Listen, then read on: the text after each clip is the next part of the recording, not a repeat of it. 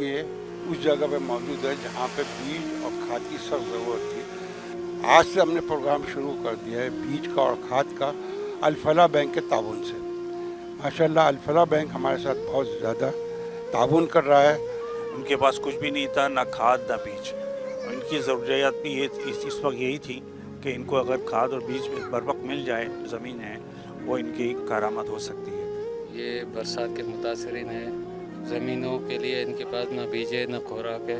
आलमगीर का ट्रस्ट का शुक्रिया अदा करते हैं कि उन्होंने हमारे साथ ये ताउन किया है। जो फसल वगैरह खड़े हुए थे वो डूब चुके थे, अब इनके पास इतनी ताकत नहीं थी कि दोबारा उस ज़मीन को उसमें काश्त वगैरह कर सकें। आलमगीर वेलफेयर ट्रस्ट ने अल-फलाह के ताउन से इन लोगों को बीज और खाद जिनकी ज़रूरियात थी वो मुहैया की हैं। लोग इंतज़ार में थे, कुछ हेल्प आए हमारे पास। अल्हम्दुलिल्लाह आलमगीर वेलफेयर ट्रस्ट है और बैंक अल-फलाह ने ये बहुत इन पर मेहरबानी की, हम उनके शुक्रगुजार हैं और इसकी वजह से ये इस लायक हो जाएंगे कि इंशाल्लाह अगली फसल कर सकें। बैंक अल-फलाह के ताउन से जो है हम यहाँ पर खाद और बीज वगैरह तकसीम कर रहे हैं। जिनकी खेती बाड़ी बहुत नुकसान में थी और इनके पास इतने वसाइल नहीं थे कि ये दोबारा अपने पैरों पे खड़े हो सके।